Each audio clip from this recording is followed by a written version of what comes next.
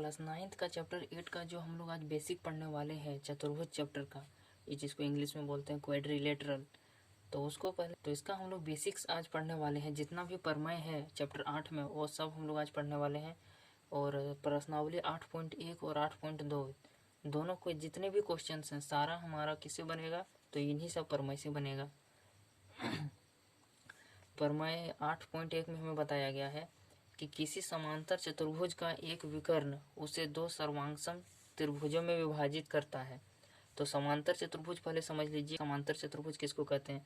तो उसमें क्या होता है कि मान लीजिए हमारा दो ठो भुजा क्या है, समांतर होता है, आमने सामने का भुजा समांतर होता है, उसी को हम लोग बोलते हैं समांतर चतुर्भुज। तो ये जो हमारा चतुर्भुज मैंने अभी बनाया है, तो इसका ये भुजा आमने सामने का ऐसा भुजा है कि नहीं है, तो ये दोनों आपस में समांतर है। और ये भुजा आमने सामने है तो ये भी आपस में समांतर होता है। और समांतर चतुर्भुज का और भी बहुत सारा गुण है जो भी हम लोग यही सब प्रमेय में पढ़ने वाले हैं। तो प्रमेय 8.1 में हमें बताया गया है कि किसी समांतर चतुर्भुज का एक विकर्ण उसे दो सर्वांगसम त्रिभुजों में विभाजित करता है। तो इसका कहने का मतलब ये है कि मान लीजिए हमारे पास कोई एक समांतर चतुर्भुज है, ठीक है, तो उसका जो विकर्ण बनता है ना, तो इस कोना से इस कोना बनेगा या फिर इस कोना से इस कोना बनेगा।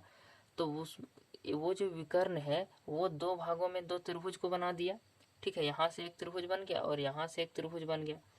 तो ये दोनों त्रिभुज क्या है, आपस में सर्वांगसम है, ठीक है। हम लोग इसको सिद्ध नहीं करेंगे, सिर्फ समझना है। जब हम लोग क्वेश्चन सॉल्व करेंगे तो इस सब का यूज़ करेंगे, ठीक है।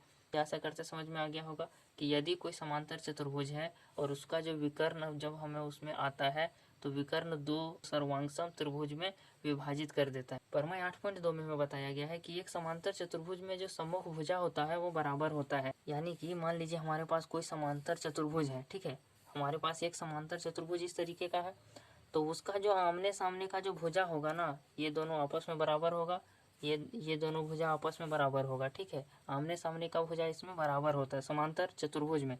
यदि कोई समांतर चतुर्भुज है तो उसका सामने का जो आमने सामने का जो भुजा है वो बराबर होता है, ठीक है। प्रमेय 8.3 में हमें दिया गया है कि यदि एक चतुर्भुज की सम्मुख भुजाओं का प्रत्येक युग्म बराबर हो तो वह एक समांतर चतुर्भुज होता है।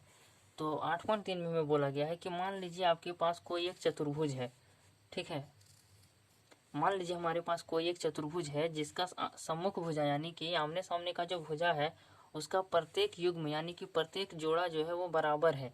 यानी कि एक चतुर्भुज है हमारे पास, उसका जो आमने सामने का जो भुजा है वो बराबर है, ठीक है, ये दोनों आपस में बराबर है और ये दोनों भी आपस में बराबर है। यानी कि एक जोड़ा ये और एक जोड़ा ये, दोनों जोड़ा जो भुजा है वो बराबर है, ये इसके बराबर है और ये इसके बराबर है।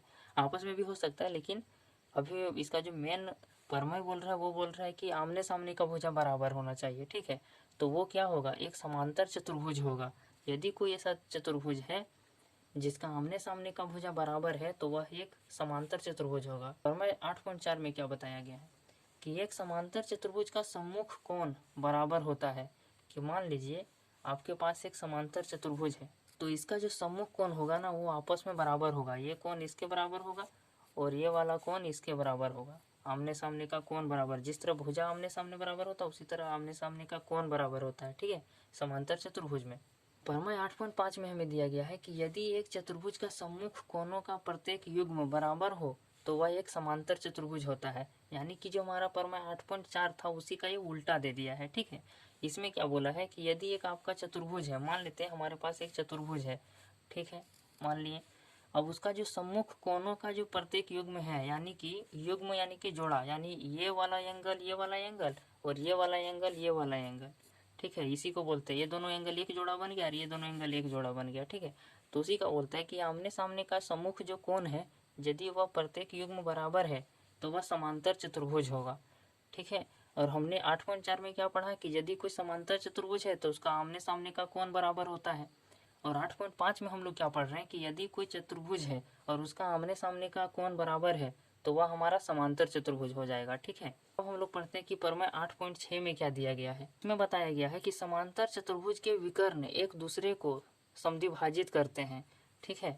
यानी कि मान लीजिए हमारे पास एक समांतर चतुर्भुज है, ठीक है, एक समांतर चतुर्भुज है हमारे पास, तो इसका जो हमारा विकर्ण है वो क्या करता है, एक दूसरे को परस्पर क्या करता है, आपस में क्या करता है, वो समद्विभाजित करता है। तो ये जो हमारा एक विकर्ण है और ये दूसरा विकर्ण है, तो यहाँ पर ये कट रहा है ना, तो ये वाला भुजा और ये वाला विकर्ण मतलब इतना और इतना, ठीक है। मान लेते इसका कुछ नाम दे देते, इसका ए दे दिए, इसका सी, इसका बी, इसका डी दे देते हैं, चलिए। तो और इसका ओ दे देते, तो ए ओ और ओ सी बराबर होगा, ठीक है। ए ओ बराबर होगा ओ सी के, बी ओ जो है वो ओ डी के बराबर हो जाएगा, ठीक है। बी ओ जो है वो हमारा ओ डी के बराबर हो जाएगा। ऐसा कहने का मतलब है कि समद्विभाजित हो जाएगा। यदि कोई समांतर चतुर्भुज है तो उसका विकर्ण क्या करता है, समद्विभाजित करता है समांतर चतुर्भुज में। प्रमेय 8.7 में हमें दिया गया है कि यदि एक चतुर्भुज का विकर्ण एक दूसरे को समद्विभाजित करे तो वह एक समांतर चतुर्भुज होता है। अब ये भी हमारा 8.6 जो प्रमेय था उसका उल्टा दे दिया है। इसमें बोल दिया है कि मान लीजिए आपके पास कोई एक चतुर्भुज है, यदि उसका विकर्ण समद्विभाजित कर रहा है एक दूसरे का, यहाँ पर इसको बराबर और ये वाला बराबर भुजा, ठीक है। यदि ऐसा हो रहा है तो ये पक्का समांतर चतुर्भुज ही होगा, तभी ऐसा हो रहा है, ठीक है। और इसी का हम लोग उल्टा पढ़े थे 8.6 में कि यदि कोई हमारा समांतर चतुर्भुज है तो उसका विकर्ण क्या है, समद्विभाजित होता है एक दूसरे का, ठीक है। तो प्रमेय 8.8 में दिया गया है कि कोई चतुर्भुज एक समांतर चतुर्भुज होता है यदि उसका सम्मुख भुजा और एक युग्म बराबर हो और समांतर हो। कोई चतुर्भुज एक समांतर चतुर्भुज तब होगा जब उसका आमने सामने का कोई एक जोड़ा जो भुजा है वो समांतर भी हो और ये आपस में बराबर भी हो, तब हम लोग उसको क्या कहेंगे, समांतर चतुर्भुज कहेंगे, ठीक है। आशा करते समझ में आ गया होगा। तो प्रमेय 8.9 में हमें दिया गया है कि किसी त्रिभुज की किन्हीं दो भुजाओं के मध्य बिंदुओं को मिलाने वाला रेखाखंड तीसरी भुजा के समांतर होता है, और इसी प्रमेय को हम लोग बोलते हैं मध्य बिंदु प्रमेय। मान लीजिए हमारे पास एक त्रिभुज है, ठीक है, एक त्रिभुज है और उस त्रिभुज का जो दो भुजा है, मान लेते इसका नाम देते हैं ए बी सी। दो जो भुजा है, मान लेते एक भुजा ए और एक भुजा ए, तो उसका जो मध्य बिंदु है उसको मिलाने वाला जो रेखाखंड होता है ना, वो हमारा जो तीसरी भुजा है यानी कि BC है उसका ये समांतर होता है। यही इसका कहने का मतलब है। ऐसा करते समझ में आ गया होगा, और नहीं आया तो एक बार मैं फिर बता देता हूँ कि मान लीजिए आपके पास एक त्रिभुज है और इसका जो दो भुजा होता है ये B और ये C, मान लेते हैं हमारा ये जो दो भुजा है इसका जो मध्य बिंदु है उससे होते हुए जो रेखा जाता है तो वो रेखा हमेशा BC का समांतर होगा। एक जो तीसरी रेखा है उसके हमेशा ये समांतर होगा। तो प्रमेय 8.10 में दिया गया है किसी त्रिभुज की एक भुजा के मध्य बिंदु से दूसरी भुजा के समांतर खींची गई रेखा तीसरी भुजा को समद्विभाजित करती है। आशा करते समझ में तो नहीं आया होगा, लेकिन मैं समझाऊंगा।